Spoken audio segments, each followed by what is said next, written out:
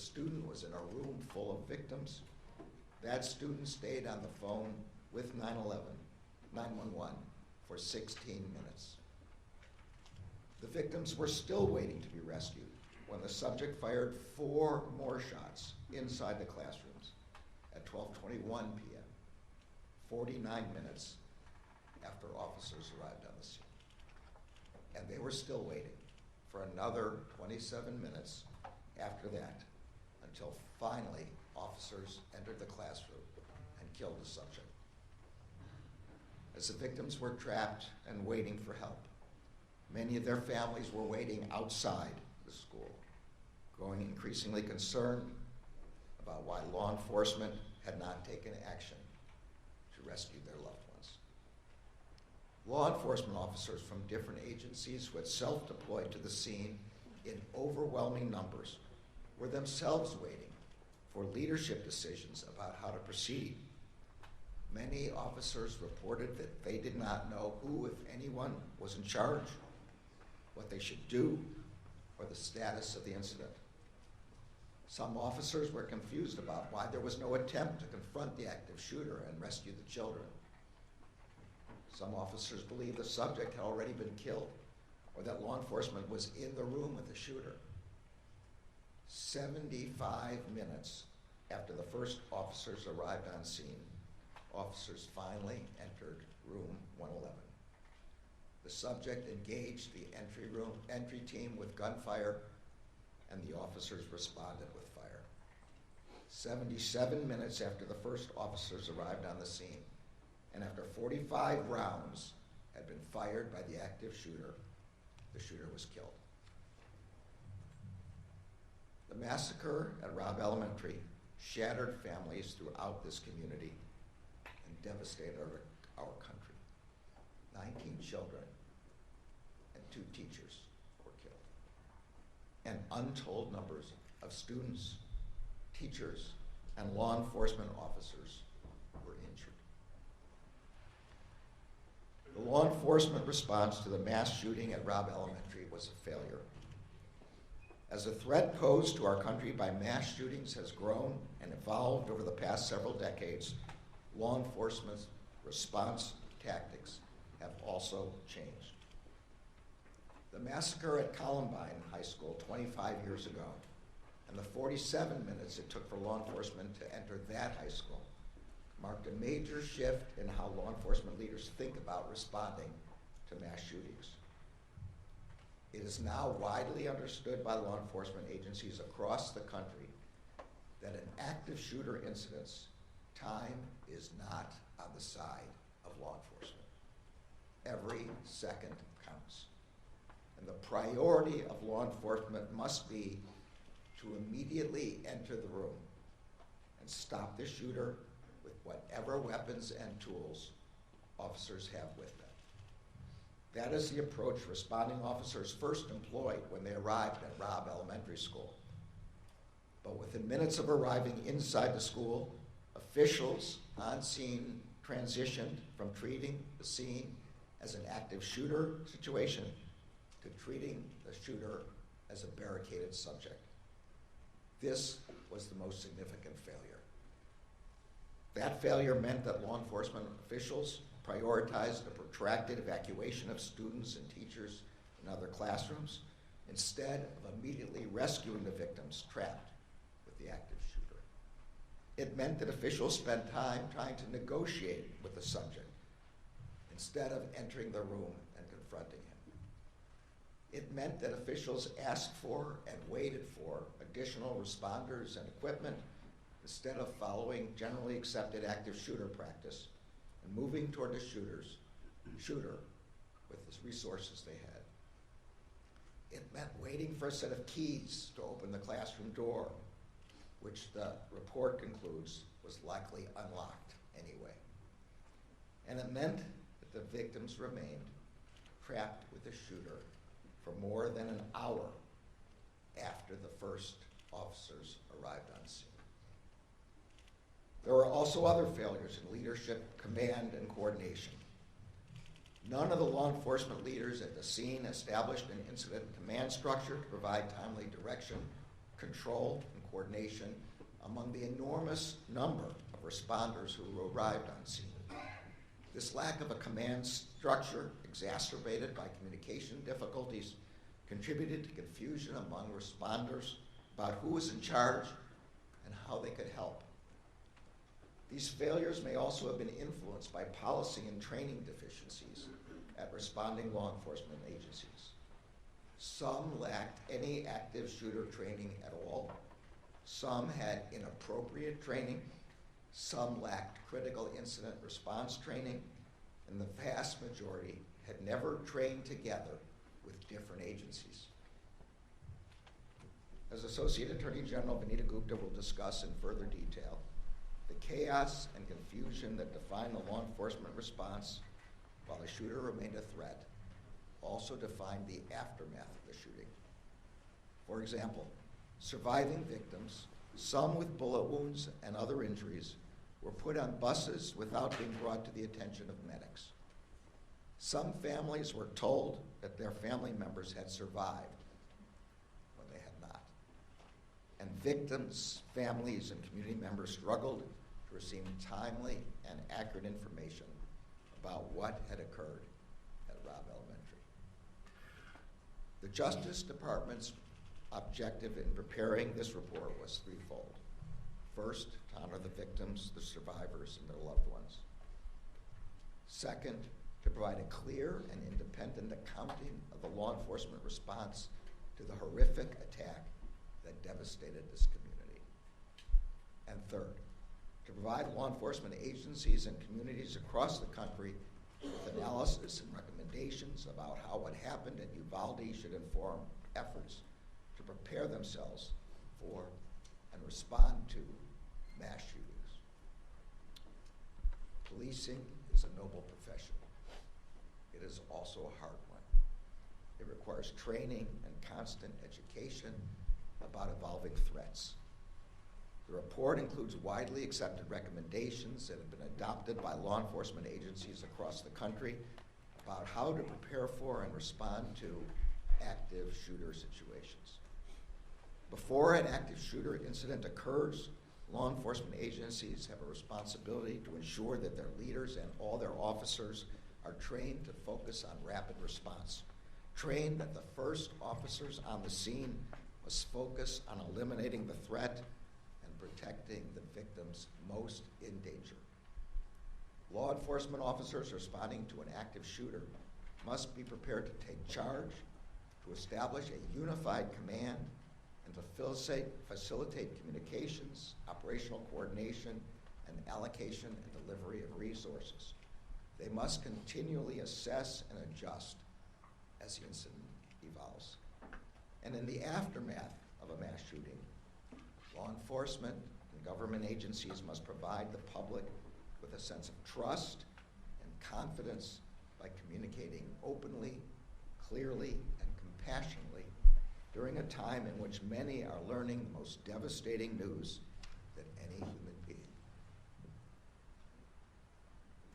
can receive. The victims and survivors of the mass shooting at Robb Elementary on May 24th, 2022 deserve better. First and foremost, the 19 children and their 2 teachers who were stolen from their loved ones should be here today. They never should have been targeted by a mass shooter. We must never forget the shooter's heinous act that day. And the victims and survivors should never have been trapped with that shooter for more than an hour as they waited for their rescue. The families of the victims and survivors deserve more than incomplete, inaccurate, and conflicting communications about the status of their loved ones. This community deserves more than misinformation from officials during and after the attack. Responding officers here in Uvalde, who also lost loved ones and who still bear the emotional scars of that day, deserve the kind of leadership and training that would have prepared them to do the work that was required. Our children deserve better than to grow up in a country where an 18-year-old has easy access to a weapon that belongs on the battlefield, not in a classroom. And communities across the country and the law enforcement officers who protect them deserve better than to be forced to respond to one horrific mass shooting after another. But that is the terrible reality that we face. And so it is a reality that every law enforcement agency in every community across the country must be prepared for. No community and no law enforcement agency should have to face that threat alone. That is why we came to Uvalde, and that is why we are releasing this report. The Justice Department remains committed to working in partnership with communities across the country and with the law enforcement agencies working to protect those communities every day. In particular, we stand ready to help communities and agencies prepared to respond to a terrible incident like the one that occurred here. We have concluded the department's review, but we know that the work of healing here in Uvalde is only beginning. We are humbled and grateful to stand with this community as you remember and honor your loved ones. I will now turn the podium over to Associate Attorney General Vanita Gupta.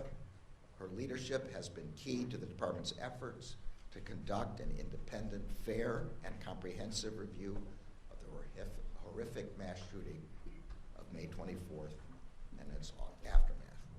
I am also grateful to the entire Critical Incident Review Team and to the department's COPS office and to the leadership of Hugh Clements for their tireless work. Vanita.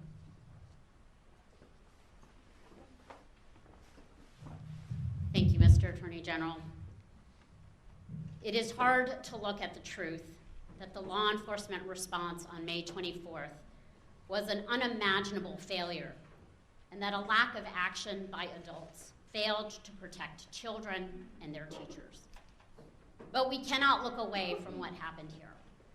We cannot look away from these children, and we cannot look away from what happened in Uvalde. On May 24th, 2022, this community lost 19 beloved children and 2 cherished teachers at Robb Elementary School. In the days and weeks following, this community also lost a sense of faith and trust in their own neighbors and institutions as they tried to make sense of what happened on the 24th and were unable to get the answers they needed. During that time, the then mayor of Uvalde called me to ask the Justice Department to conduct an independent review of what had happened and what went wrong on May 24th and in the days that followed. Shortly after, the Justice Department began its review. The Attorney General just gave a sense of the detailed timeline that we have laid out and the cascading failures that occurred over the course of 77 minutes between when law enforcement arrived on the scene and when they finally entered the classroom. But we also know the pain and the failures and missteps did not end when law enforcement finally entered the classrooms and rescued the survivors. It continued at minute 78, when it became clear that because there was no leader, there was no plan to triage the 35 victims in classrooms 111 and 112, many of whom had been shot. Victims were moved away without precautions. Without appropriate precautions, victims who had already passed away were taken to the hospital in ambulances, while children with bullet wounds were put on school buses without any medical attention.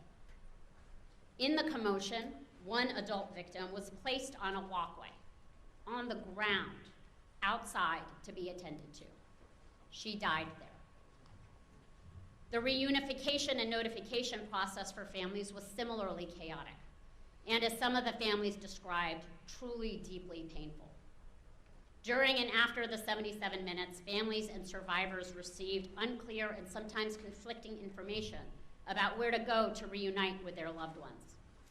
Many family members waited at the school for hours without status updates, not knowing where their children were, if they were safe or hurt, or even alive.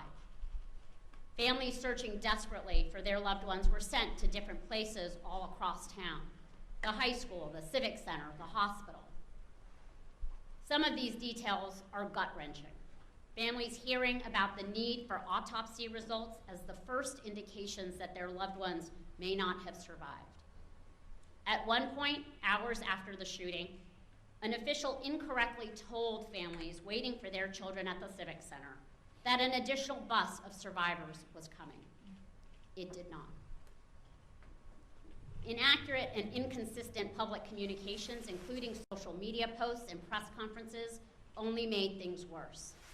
At 12:06 p.m., law enforcement posted on Facebook, reassuring parents that, quote, students and staff are safe in the buildings, close quote. That false reassurance was never corrected. An hour later, law enforcement inaccurately posted on social media that the shooter was in custody. That post, too, was never corrected. Both impromptu and scheduled news conferences and media engagements contained inaccurate, incomplete, and at times conflicting information. Mirroring the failures of the law enforcement response, state and local agencies failed to coordinate, leading to inaccurate and incomplete information being provided to anxious family and community members and the public. We also know the pain following a tragedy like this endures, and that the support this community needs has often been missing. And we cannot talk about what happened at Robb Elementary School without reckoning with the fact that this tragedy took place somewhere all children should feel supported and cared for and safe. Our report documents missteps in school safety preparation that contributed to this tragedy, including that the campus safety plan was effectively a template and included security measures that were not even available at Robb. That there was a culture of complacency around locked door policies, with interior and exterior doors routinely left unlocked, and that confusion over where to find a master key to unlock classroom doors contributed to the significant delay in entering classrooms 111 and 112. As I made clear last April when I came to Uvalde to meet with families, and as we reiterated to families last night, this report not only looked backwards, but also identifies lessons learned and recommendations for other communities to prevent something like this from happening again. No law enforcement agency or community can assume that what happened here, or in Newtown, or in Parkland, or in Columbine, can't happen in their community. That is our reality. This report offers 273 recommendations for law enforcement agencies and other officials in every community. That includes a series of recommendations for law enforcement and government agencies preparing for and responding to mass shooting incidents and active shooter incidents as they occur. In the immediate aftermath of an active shooter incident, law enforcement leaders must continue to provide guidance and direction to all first responders, including triage planning to ensure that emergency personnel can access victims as soon as possible. Law enforcement and government officials must provide proactive, timely, and accurate information, notifications, and give community members as much information as appropriate at any given time to help avoid or mitigate rumors, uncertainty, and unnecessary worry. If an organization shares incorrect information with the public, it should be open about it and correct that mistake. In the days, weeks, and years after a devastating attack, survivors, the family members of victims, community members, law enforcement, and other first responders, and their families should continue to be offered both immediate and ongoing trauma support. The Justice Department remains committed to the Uvalde community. Federal Victims of Crime Act formula funds are being used to support victim services in Uvalde, and our Office for Victims of Crime is working with the state of Texas and the Uvalde community to complete the application for supplemental Justice Department funding that is going to enable continuing services for victims, survivors, and their families. And through our COPS office, the department has also awarded the local school district substantial funding over the past 2 years through our school violence prevention program to help this community continue to improve school safety and security. Before we started this review, we consulted with the International Association of Chiefs of Police to build out a team of experts, including several law enforcement leaders who have ably led their communities through mass violence events. I am grateful to those leaders who lent their expertise to us, and to our COPS office team for their immense dedication and commitment. Together, the review team's work included reviewing more than 14,000 pieces of data and documentation, including policies and procedures, training logs, body camera and closed-circuit television footage, photographs, and more. They made 9 visits to Uvalde for a total of 54 days in this community. They conducted more than 260 interviews of individuals from more than 30 organizations and agencies, including responding law enforcement and survivors, family members, victim services providers, and school and hospital staff. They traveled throughout the country to review generally accepted practices and contemporary active shooter training courses.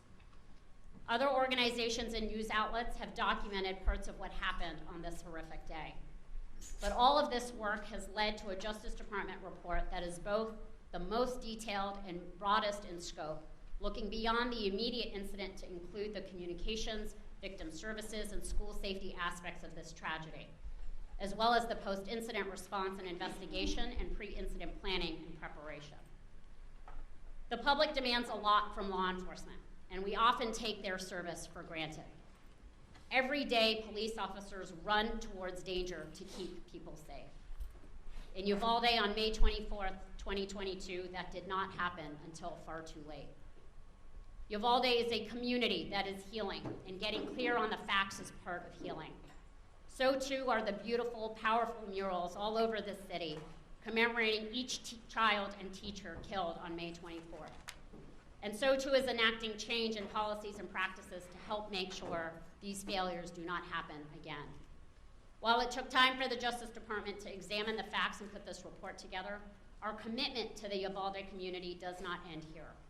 Through available funding, resources, victim services, technical assistance, and training, we will support Uvalde and communities across the country in their efforts to prevent and address violence.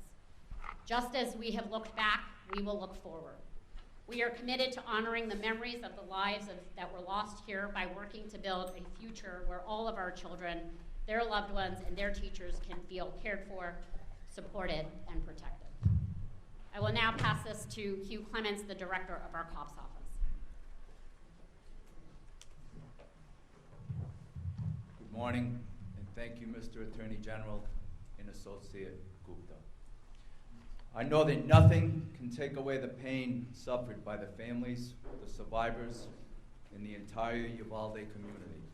But I do know that the team at the COPS office has been driven to provide an authoritative accounting of everything that transpired at Robb Elementary on May 24th, as well as the events leading up to it and an examination of what happened afterward. As someone with 38 years of law enforcement experience, and 12 of those as chief of the Providence Police Department, I know the importance of having the right policies in place, the right training, and the right partnerships, especially law enforcement partnerships with schools, communities, and other agencies and first responders. This report stresses the importance of those working relationships and how invaluable they are, especially when there's a critical incident. Of course, no one ever thinks something like this is going to happen in their community until it does, which is why the recommendations we provide in this report are so critically important. Unfortunately, the review of the mass shooting at Robb Elementary School is not the first critical incident review that the COPS office has conducted. But having done this before, we know the value of the information provided.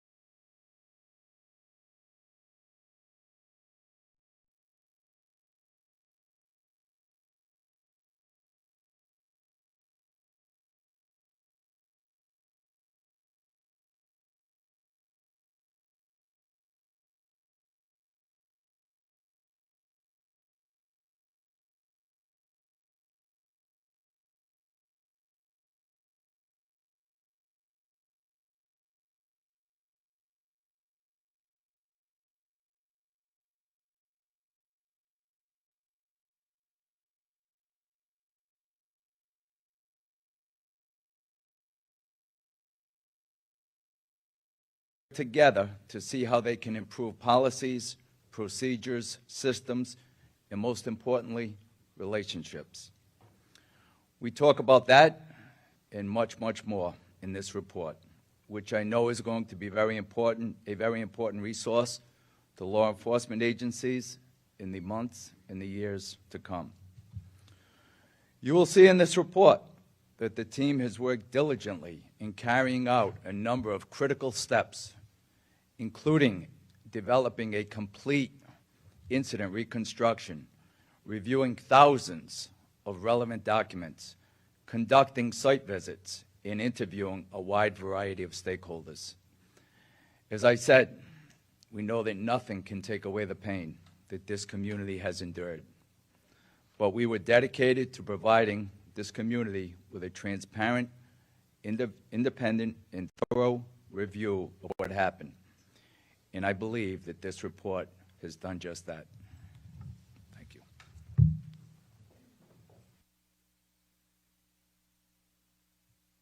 Thanks. Mr. Attorney General, you just described how the report documented profound failures by law enforcement, but the report also makes a point of withholding the names of all but the most senior law enforcement officials. Does this report sufficiently hold accountable the individuals responsible for the failures?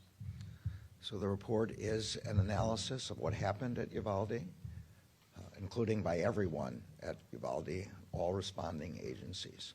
It concludes that this was a failure of leadership, and so all members of the leadership who failed were identified.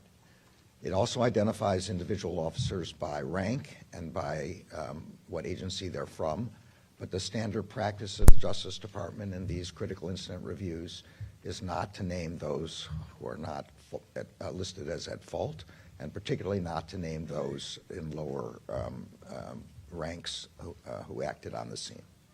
Next question. Mr. Attorney General. Case at 12. I have two questions for you, Mr. Attorney General. Your report here names Pete Arredondo and Mario Navarez as leaders in this incident that happened at Robb Elementary. Had they acted in the way that was put out as guidelines after the Columbine shooting, would lives have been saved on May 24th? I think the report concludes that had the law enforcement agencies followed generally accepted practices in an active shooter situation and gone right after the shooter to stop him, lives would have been saved and people would have survived. My second question for you, sir, based on this report, we know at this point no criminal charges have been filed against anyone who responded that day. Based on what you all found in this report, should the Uvalde County District Attorney file any criminal charges for the law enforcement officers who responded that day? Well, I'm going to leave that question for the DA. Just to explain for everyone, the Justice Department only has criminal jurisdiction where federal crime has occurred. The shooter here is dead, and there's no federal criminal jurisdiction. What we've done is responded to the mayor's request then mayor's request for a critical incident response examination to determine the manner in which the agencies responded and to provide recommendations for the future, and that's what we've done. Next question. Tribune. Texas Tribune. Mr. Attorney General, you identified one of the objectives of this analysis to provide law enforcement agencies with recommendations, and they're nearly 300. Could you talk a little louder? Which recommendations do you think law enforcement agencies should undertake immediately? What's the most urgent issue? Yeah, so the most significant failure and therefore the most significant and urgent thing for law enforcement to do is active shooter training, which provides that when an active shooter is in a building or anywhere else, the first priority is to stop that shooter and to remove people who are immediately endangered by that shooter. And that requires tactical training. That's the first thing. Say the second thing is critical incident response. Establishing who's going to be the on-site commander, making clear to all other agencies that that person will be the on-site commander. That, again, requires training and practice and response. Quick follow-up. Last. Go ahead. One more and then last. Should joint training be mandated across the country? I'm not sure what the word mandated here means. I think it's absolutely necessary that any circumstance where there's going to be more than one agency responding, and that's going to be in any school situation, all the possible agencies should train together in order to establish lines of communication, command structure, and communications structure in particular. Here radios were not interactive. People did not have a way to talk to each other, and make sure that everybody's following the same strategy. Last question, Uvalde Leader Again. Attorney General, some have suggested that our police response was typical for mass shooting, in fact, even better in many cases. And I used the Pulse nightclub event as a comparison. It took 3 hours to go in and put down that killer. And there were phone calls back and forth. How do you speak to that? So actually, I'll let Hugh talk about specifically about the Pulse nightclub, but I will say that what I've described and what the report describes is clearly the generally accepted response to an active shooter.